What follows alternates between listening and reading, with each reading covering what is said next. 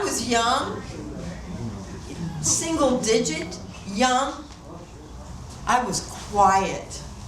I was so quiet. I was nervous all the time. And worst of all, I was painfully shy. When I left the house with my mother, I would cling to her skirt. I couldn't look anybody in the eye, and I definitely couldn't speak to anybody. My mother worried about me so much, she gently pushed me forward when she could, hoping that that would help my shyness. It didn't work. I was afraid. I was afraid of everything. Everything. My family teased me relentlessly. Favorite story of the house was somebody farted in a room, and I jumped up and ran out of the room screaming and crying out of fear. They wouldn't let me forget that. It took me years to shed the scaredy cat nickname. And then it happened. My worst fear, outdoor education. Everybody in 10th grade had to go to outdoor education for a week. I was thinking about any excuse I could use to get out of it. I begged my mother not to send me. She, on the other hand, packed me up so happy and sent me off with my besties for a week of outdoorsing. 2 days of straight up anxiety attacks. I finally calmed down a little bit, and I really enjoyed myself. We slept in cabins and on bunk beds. We ate in a giant mess hall. I used the outhouse for the very first time. I don't recommend it at all, at all. We went on long hikes. We studied plants, poisonous, edible, animals. We learned so much on that trip. And believe it or not, for the first time ever, I held a snake. I thought, I need to do this for myself. I held that snake. And I was so proud and feeling confident. And like that snake, I was just starting to shed my scaredy cat skin.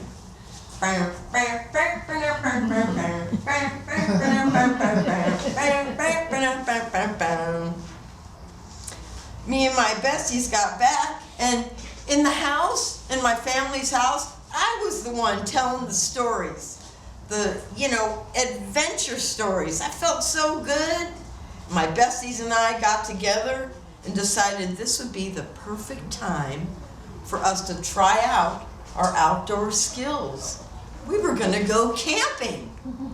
We were so excited. Well, they were excited. I was nervous at the thought of this even happening at all. It was terrible. But we hung in there. We started planning. Holy shit, we were planning.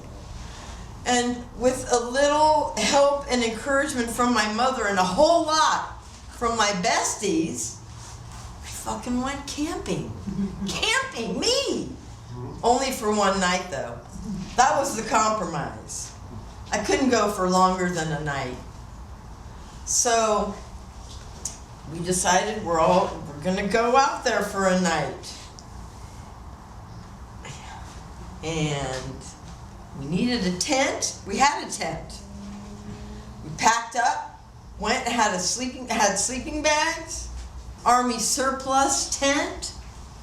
We were ready, but after an afternoon, 3 hours, 4 hours, 3 of us could not get that tent up. So my father offered to pitch the tent for us in our spot. We had found a flat little spot out there. And we just felt like him pitching the tent, that didn't really feel very independent. So plan B. My mother She wanted to support me going camping any way she could. So she bought us a 3-man, easy pop-up tent. My besties were singing, "Ain't no stopping us now." And me, I was crying to my mother saying, I cannot do this. She held my head gently and said, "I absolutely know that you can do this, and you know it as well." Then she said, "Now get out there and get with your besties and have some fun, you big scaredy cat."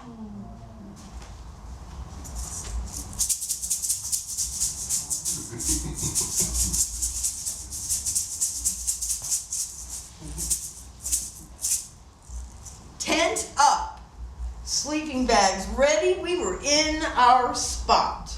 Sleeping bags unrolled, everybody was comfortable, we had tons of room, no problem. We sat outside the tent before sundown, laughing, eating our sandwiches, being gal pals. We sat there, and sun started going down, it started getting dark. So we went inside the tent, and nobody said anything, but I know all of us felt just a little safer inside the tent. Who knew? Who knew that a thin little piece of nylon would give us security? False security. So we stood there, and my friend, one of my besties, looked at me and said, "Let's tell ghost stories." I said, "No way! Absolutely not. Non-negotiable. I can't do that." But we needed to pass the time. We were starting to get a little bit worried. We needed a distraction. So instead of ghost stories, 3 of us narrated our favorite Brady Bunch episodes. That was a lot better for us. After the stories, we started fading a little bit around midnight. So things got really, really quiet. And I could hear all of the sounds. And the owls, they sounded like dragons to me. And the rodents and the small animals, bears. I was so nervous. And then I heard it. I heard an animal sniffing around the bottom of the tent, and I thought, this predator is curious. This predator wants to know about us.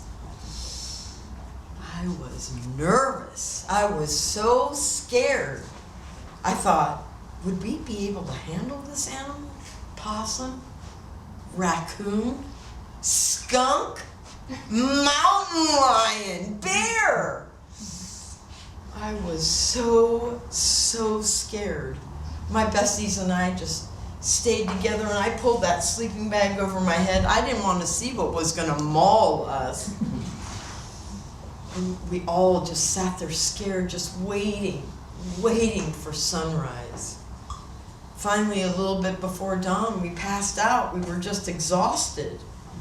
While we were sleeping, we were quickly woken up by the biggest predator of them all. We heard loud footsteps cruising around the tent.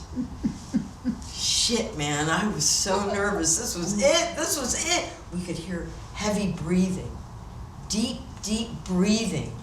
And he circumvented the tent twice. And I thought, now this is it. We're gonna be eating right now.